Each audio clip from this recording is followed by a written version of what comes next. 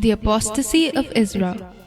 Dear friends, we have reached the last pages of the book of Judges. In today's story, we will see the apostasy committed by Israel. Even after Joshua's death, the Israelites used to ask God before their battles and then make a decision. However, when a new generation gradually arose, they did not know God's power. This did not matter much to them. They mixed with the nations they sustained and learned their practices. They abandoned their faith in their God. They did not obey the commandments of God and walked in their own ways. When they walk in their own ways, but later realized that it was peril for their souls, they removed the idols among them and turned to God. Whenever God slew them, they would seek Him. They eagerly turned to Him again. They remembered that God was their rock, that God Most High was their Redeemer. But then they would flatter Him with their mouths, lying to Him with their tongues. Their hearts were not loyal to Him. They were not faithful to His covenant. Yet He was merciful. He forgave iniquities and did not destroy them. Time after time He restrained His anger and did not stir up His full wrath.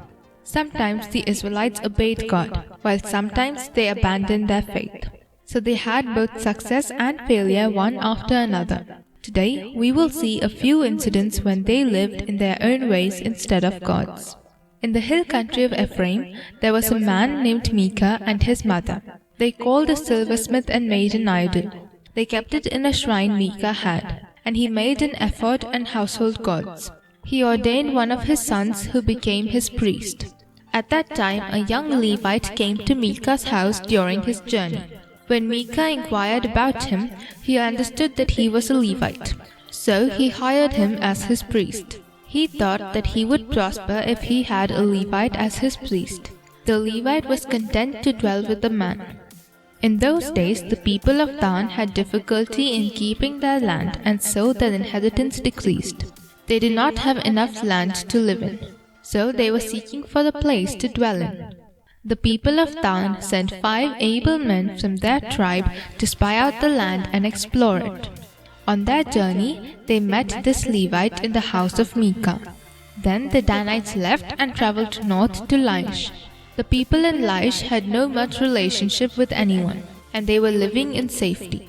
And since the land was spacious and lacked nothing whatsoever, they decided to capture that land. So they went back and took 600 men armed for battle and set out. When they reached Micah's house, they threatened the Levite and took the idols, ephod, and Levite and continued their journey. Thinking it is better to be a priest for a tribe in Israel than just one man's household, the Levite was also happy.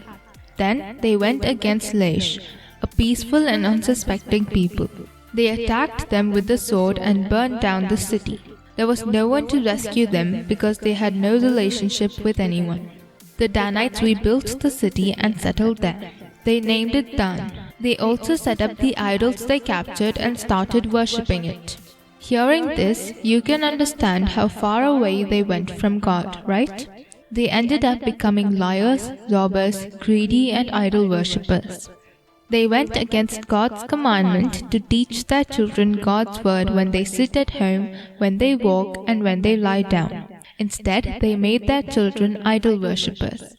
During the time Israel had no king, they had problems among themselves. It even led them to a battle against each other.